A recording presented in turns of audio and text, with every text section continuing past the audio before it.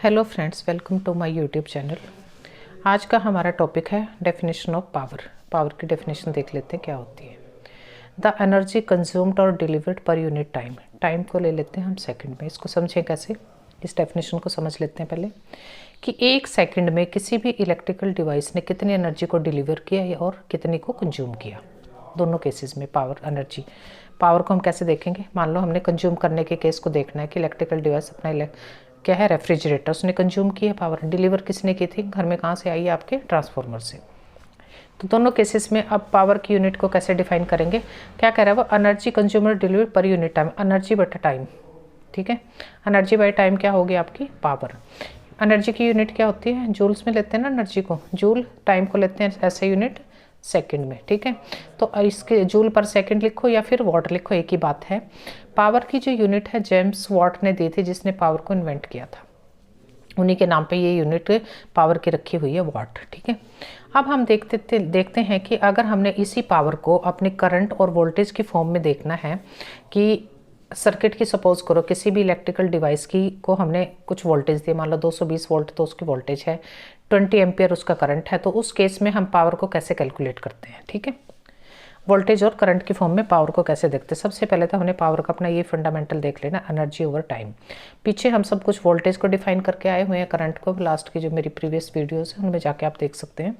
ठीक है, उसी के बेस पे हमने अपने पावर को देखना है, किस फॉर्म में, वोल्टेज और करंट की फॉर्म में। एनर्जी अपॉन टाइम, एनर्जी को क्या कहते हैं आप, वर्क डन बाय टाइम भी लिख सकते हैं ना। एनर्जी क्या, काम करने का जो पोटेंशियल, उसी को तो हम एनर्जी बोलते हैं, work done by time, same he thing है। तो वर्क डन को रिप्रेजेंट किया था हमने W से डिवाइडेड बाय 2। अब थोड़ा सा हम बैक चले जाते हैं अपनी प्रीवियस वीडियोस के अकॉर्डिंग, देखते हैं हमें हमने क्या डिफाइन किया था। वोल्टेज क्या होती है, वोल्टेज था हमारा work done per unit charge, W by Q। Q था चार्ज ऑन द इलेक्ट्रॉन्स। ठीक है, अब W को इसमें से हम वर्क डन को कैसे निकाल लेंगे, एक्सट्रैक्ट कर लेंगे ना, कैसे होएगा, W is equals to V into Q, ये क्रॉस मल्टीप्लाई से वोल्टेज इंटू में चार्ज हो गया। और इसको Q को अगर हमने देखना है किस में जाए, थोड़ा सा हम अपना करंट की भी डेफिनेशन देख लेते हैं। यहाँ पे W करंट से निकल जाएगा, हमारे W को हम करंट के फॉर्म में कैसे दिखाते हैं। वहाँ पे हमने अगर अपने करंट को जब डिफाइन किया था तो क्या था, charge per unit time.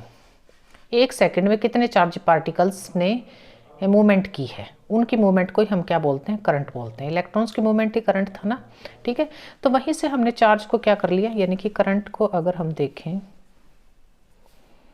Current is equals to charge per unit time. इसी के अकॉर्डिंग Q क्या हो जाएगा हमारा, is equals to I into में T। ठीक है, टाइम सेकेंड्स। अब इन्हीं जो हमने वैल्यूज निकाली हैं अपनी, वर्क डन की जगह हम एनर्जी को के वर्क डन की फॉर्म में W की वैल्यू रख देते हैं। यहाँ पे देखते हैं W क्या हुआ अपना, V इंटू Q। ठीक है, W की वैल्यू रख दी। अब हमें पता है कि हमारे पास Q का भी कुछ करंट की फॉर्म में है, चार्ज को भी हम किससे इक्वेट कर लिया हमने, अपने करंट फॉर्म में चार्ज को हम कैसे लेते हैं। ठीक है, कुछ नहीं किया हमने, ये हमने किसकी वैल्यू रखी थी, यहाँ पे W की वैल्यू रख देते हैं। सबसे पहले पावर इज इक्वल्स टू, यहीं पे W किसके इक्विवेलेंट हो गया हमारे, V इंटू Q अपन T। ठीक है, अब Q की जगह हमने क्या रख दिया, V की जगह V या Q की जगह हमने रख दिया ये अपना करंट इंटू T, टाइम। और डिवाइडेड बाय टाइम सेम है, टाइम से टाइम कैंसिल हो गया। तो पावर की जो VI फॉर्म में अगर हम पावर को लेते हैं तो क्या आएगा हमारा, वोल्ट V इंटू में I। अब हम as per the Ohm's law देखते हैं। ओम्स लॉ अभी हमने किया नहीं है, लेकिन ओम्स लॉ किस पे है, वो भी हमारा इसी चीज़ को, सर्किट की मूवमेंट ऑफ करंट के corresponding voltage potential difference apply करेंगे। करंट और रेजिस्टेंस कितना जनरेट करता है सर्किट, उसके अकॉर्डिंग ओम्स लॉ क्या कहता है वो देखते हैं। वो कहता है कि जो वोल्टेज है आपकी वो डायरेक्टली प्रोपोर्शनल है करंट इंटू रेजिस्टेंस के। ठीक है, अब यहाँ पे हमने ओम्स लॉ के अकॉर्डिंग अपनी वोल्टेज को हम किसके इक्विवेलेंट मान लिया, हम डायरेक्टली प्रोपोर्शनल इक्विवेलेंट करेंगे तो V is equals to I into R हो गया। V की जगह हमने क्या रख दिया अपना, I R रख दिया, और इस I की जगह I था तो इसको हम मल्टीप्लाई करेंगे, I into I square into R, यानी कि वॉट। ये भी तो पावर VI फॉर्म में क्या हो जाते हैं हमारी, ये हमारी मोस्टली यूज कौन सी यूनिट होती है, ये होती है। और पावर को हम करंट दिया होता है, जब न्यूमेरिकल्स करते हैं तो उसी के कॉरस्पॉन्डिंग हम अपने फार्मूलाज देखते हैं कि कौन से फार्मूले से, मान लो करंट और वोल्टेज दी हुई है तो आराम से पावर फाइंड आउट कर लोगे आप। इस केस में क्या होगा आपका, मान लो आपको पावर दी हुई है, करंट दिया हुआ है या रेजिस्टेंस दिया हुआ है, तो तब भी आप पावर को कैलकुलेट कर लेंगे, अगर वोल्टेज भी नहीं है तो इस केस ये फार्मूला लगा के। ये सब कुछ किसके अकॉर्डिंग होगा, आपके जैसे जैसे न्यूमेरिकल्स आप सोल्व करेंगे। अब सेकंड अपनी आती है definition, according to the syllabus of Haryana polytechnic है आपका और बीटेक स्टूडेंट्स के लिए फर्स्ट ईयर के, कई जगह पे फर्स्ट सेमेस्टर में लगता है सब्जेक्ट BEE, कई जगह लगता है सेकंड सेमेस्टर में। तो एनर्जी की क्या है डेफिनेशन, इसको देखते हैं। एनर्जी की डेफिनेशन है the ability to do work is known as the energy. किसी भी काम करने की क्षमता, पोटेंशियल को हम क्या बोलते हैं कि हाँ ये एनर्जी है। एनर्जी, पावर से एनर्जी को अब हमने एक्सट्रैक्ट करना है, सेम हमने वो उठाया है डेफिनेशन पावर की। पावर क्या थी, एनर्जी अपॉन टाइम। तो एनर्जी की क्या हो जाएगी, पावर इनटू में टाइम। ठीक है, पावर की हम यूनिट रखेंगे वॉट, टाइम को ले लेंगे सेकंड्स में। अब ऊपर हमने क्या लिया था अपना, यहाँ पे देखें पावर को किस किस फॉर्म में लिख सकते थे, VI फॉर्म में भी और करंट इंटू रेजिस्टेंस की फॉर्म में भी लिख सकते हैं पावर VI फॉर्म में ले लो या इस फॉर्म में। पावर की मैंने ये वाली फॉर्म अगर उठाई है I² R इंटू सेकेंड्स का T उठा लिया, और इसको हम ये वाली दूसरी फॉर्म, इस करंट को किस में कन्वर्ट किया हमने, वोल्टेज में। तो ये हमारा आ जाएगा फिर यहाँ पे V² R into T energy. तो यूनिट जो होगी हमारी इलेक्ट्रिकल एनर्जी की क्या होती है, जूल होते हैं या फिर वॉट सेकेंड, ये होती है एनर्जी की यूनिट और जूल। ठीक है, इसी के कॉरस्पॉन्डिंग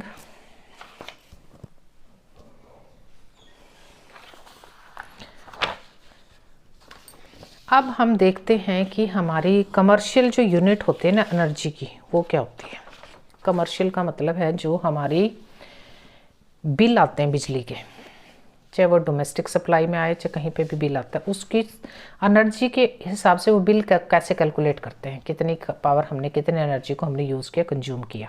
ठीक है, तो जो कमर्शियल यूनिट है ना एनर्जी की, वो क्या है, यहाँ पे यूनिट क्या बनती थी आपकी, जनरल यूनिट क्या बनती है, वॉट सेकेंड।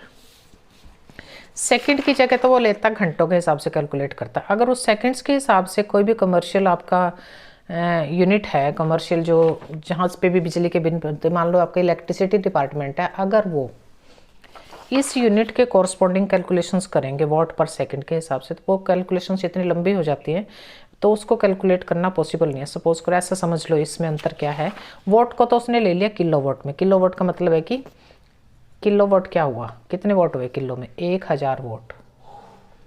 ठीक है, उसको हम क्या बोलते हैं, किलोवाट बोल लो या 1000 वाट बोल लो। आवर का मतलब क्या हो गया, घंटे का 3600 सेकेंड्स। ठीक है, घंटे के अगर सेकंड बनाएंगे तो कितनी होंगी आपकी सेकंड्स, 3600 सेकंड्स आएंगी ना। तो कमर्शियल जो यूनिट है वो कहता है कि किलो में लेने, किलो वाट में, और सेकंड में नहीं लेना, घंटों में हमने कैलकुलेट करके बिल दे देना है कंजप्शन का, कितनी एनर्जी को, कितनी पावर को कंज्यूम कर रहा है कोई भी डिवाइस, कोई भी आपका यूनिट, घर में यूज़ करो चाहे आप किसी भी इंडस्ट्री में यूज़ करो। ठीक है, तो इसको ही वो क्या बोलता है, एक यूनिट। एक यूनिट का मतलब है कि 1 किलोवाट आवर, इस हिसाब से जो भी बनती है यूनिट, उन्हीं को वो मल्टीप्लाई कर देता है रेट ऑफ द यूनिट से। मान लो कि यूनिट का जो रेट है कहीं कहीं आपका 6 रुपये, ये वेरी करता है अकॉर्डिंग टू द लोकेशन। ठीक है, कई स्टेट्स में है कोई 6 रुपये, मोस्टली आपकी डोमेस्टिक एंड इंडस्ट्रियल जो यूनिट है उनके रेट में भी काफ़ी अंतर होता है। अगर आप डोमेस्टिक ले लें, एक कॉमन सा एग्जांपल ले लेते हैं कि 7 रुपये पर यूनिट का रेट है आजकल, कितना है, 7 रुपीज़ पर यूनिट रेट है डोमेस्टिक एनर्जी कंजप्शन का, जो हम कंज्यूम करते हैं अपने घरों में, चाहे आपने पंखा चलाना है, चाहे आप रेफ्रिजरेटर चलाएं, जो मर्जी चलाएं। ठीक है, तो इसको हम अपने अगर जूल्स में कन्वर्ट करना है, इसी यूनिट को वो कहते हैं कि जूल्स में। अब ये ऐसा ही हो गया, एक एग्जांपल ऐसा देखोगे, अगर इसको हम जूल्स में कन्वर्ट करेंगे इस यूनिट को, तो बहुत लंबी कैलकुलेशन बैठती है। वो एक ऐसा ही होगा, मान लो मैंने आपसे 2000 रुपये मांगे हैं, आप उन 2000 रुपये में मुझे क्या देंगे, बेस्ट क्या होगी, आप पूरा का पूरा मुझे 2000 का नोट ही दे दें। ठीक है, सेकंड एग्जांपल क्या हो सकता है कि आप 500 के मुझे 4 नोट दे दें, वो भी बेस्ट है। उससे भी चलो थोड़ा सा और आप क्या करेंगे कि मुझे 20 नोट दे रहे हैं 100 के, तब भी 2000 हो गया। अगर आप उसी 100 रुपये को, 2000 रुपये को 1-1 रुपये का नोट में कन्वर्ट करके देते हो मुझे 2000, एक एक रुपए में, तो आपके लिए भी कितना मुश्किल होगा उसको गिनना, मेरे लिए भी कितना मुश्किल होगा कैलकुलेशन करना। और कई बार हमारा ऊपर नीचे भी होगी वो चीज़। कैसे होगी? बार बार गिनेंगे, हमारा कहीं कुछ छूट तो नहीं गया। 2000 करना कोई आसान काम नहीं एक एक रुपए के नोट में। तो सिमिलरली ये समझ लो आप कि हमें इस यूनिट के कॉरस्पॉन्डिंग उसने एक यूनिट सेट कर दी। 1 किलोवाट 1 घंटे के हिसाब से जो पावर की यूनिट है उसने क्या ले लिया उसको कि वो 1 यूनिट है। मान लो उसने मान लिया अपना ये बड़ी सी यूनिट को 1 यूनिट में कन्वर्ट कर दिया इलेक्ट्रिसिटी डिपार्टमेंट ने। फिर भी आपको थोड़ा सा समझाने के लिए इसको हम ना एनर्जी में कन्वर्ट कर लेते हैं अपने जूल्स में। जूल्स में कैसे कन्वर्ट करेंगे? 1 किलोवाट मैंने लिख लिया, किलो में होते हैं अपने 1000 यूनिट, ठीक है। किलो की जगह मैंने लिख दिया 1000, वाट की जगह हमने वही W रखा, घंटे की जगह हमने वो 3660 × 60, ठीक है। तो इसको कैलकुलेट कर लो। 3600 गुणा में 36 के आगे 2 जीरो या 3 या 5 जीरो, यानी कि 36 के आगे 5 जीरो लगाएंगे तो इतने जूल एनर्जी किसके इक्विवेलेंट हुई आपकी? 1 किलोवाट आवर के। समझ रहे हो? अब एक एग्जाम्पल हम उठा लेते हैं अपने रेफ्रिजरेटर का, उठा लो। रेफ्रिजरेटर का नहीं, एसी का। रेफ्रिजरेटर तो ठीक ठाक ही पावर रेटिंग होती है उसकी तो ठीक। मान लो हम 10 घंटे के लिए अपना एसी चलाते हैं घर में, ठीक है।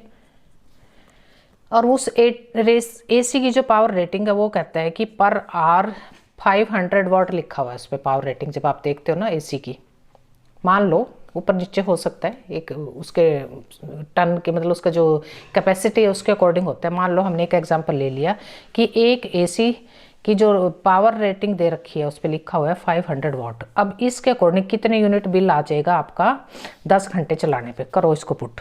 कैसे करेंगे? करते जाओ। कितना है ये? 500 वाट आवर के हिसाब से 500 वाट लिखेंगे हम। घंटे कितने दे रखे हैं?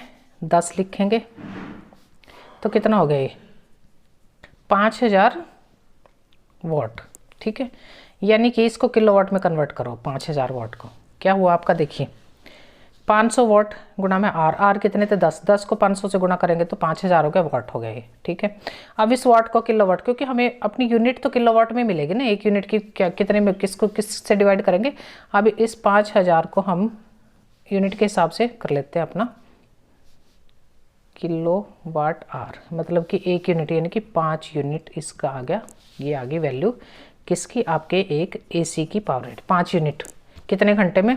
10 घंटे अगर आप चलाते हो एसी को तो वो 5 यूनिट लाइट को कंज्यूम करता है, ठीक है। अब अगर रेट है आपके यहाँ 7 रुपये पर यूनिट का, तो कितना आ गया बिल? 10 घंटे अगर एसी चलता है तो 5 × 7 35 रुपीज़ आ गया बिल आपका, ठीक है।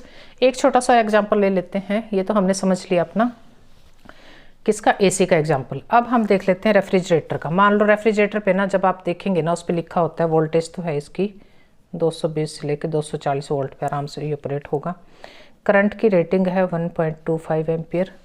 उसके बाद वो पावर की रेटिंग में दे के रखता है एनर्जी, ये पावर लिखेगा, ठीक है। वो देख के रखता है उसको 130 वाट। दिखना ये लिखे होते हैं डिस्क्रिप्शन उसके रेफ्रिजरेटर के, जो भी जब भी आप खरीदते हैं एक पर्ची से लगे होते हैं आगे पीछे दाएं बाएं, उसमें देखना कभी भी, या उसके बिल में भी लिखे होते हैं जब आप उसका मैनुअल देखते हैं उसी फ्रिज का। तो अब इसमें देखते हैं कि अगर फ्रिज हमारा 10 घंटे चलता है तो कितना बिल आएगा। करो इसको कन्वर्ट। 130 × 10 आवर्स था, ठीक है। ये 130 वाट है। 130 गुणा में 10 कितना हो गया? 1300 वाट आवर। 1300 को डिवाइडेड बाय करो अब अपना 1000, किलोवाट में रखना है ना हमें। 1.3 किलोवाट आवर, यानी कि इसने कितना लिया, कितना खर्चा है? 1.3 यूनिट बांध सकते हैं। आपकी लाइट फूकी कितनी फूकेगी आपकी? 1.3, यानी मुश्किल से 10 से 12 रुपये का खर्चा आएगा पर डे। 10 घंटे अगर चलाते हो तो फ्रिज को कितना हुआ? 7 से गुणा कर दो 1. तो 9 रुपये के आसपास अप्रोक्सीमेटली खर्चा आया आपके रेफ्रिजरेटर का। इसी तरह से हम बहुत सारी अपनी डिवाइसेस का निकाल सकते हैं। अभी हम एक देख लेते हैं अपना 200 वाट का बल्ब ले लो, या आपका 200 वाट तो बहुत बड़ा हो जाएगा। हम आजकल अपनी एक LED लाइट का खर्चा देख लेते हैं कितना आता है। छोटा सा एग्जांपल, वीडियो बड़ी ना हो जाए ज़्यादा। यहाँ पे एलईडी बल्ब की ले लो, अपनी पावर की क्या लेंगे, एनर्जी किस में आ गई आपकी, किलो वाट आवर में। ये वॉट उसमें दे रखा है, मान लो 15 वॉट की है, ठीक है। तो कैसे निकालोगे अपनी एक यूनिट की वैल्यू, 15 कितने घंटे के लिए चलाना है, मान लो 10 घंटे के लिए चलाना है, आर को ले लेते हैं हम 10 घंटे 10। अब देखिए 15 वॉट गुणा में 10, 15 दाया 150 वाट होगी। 150 वाट को अगर हम किलोवाट में कन्वर्ट करेंगे तो कितना आ गया आपका, 150 डिवाइडेड बाय 1000 करो, 150 divided by 1000 is equals to क्या आएगा आपका 0.15। 150 डिवाइडेड बाय 1000, 0 से 0 कट गई, 0.15 यूनिट, यानी कि बहुत कम आया खर्चा आपके एक इलेक्ट्रिक एलईडी लाइट का खर्चा।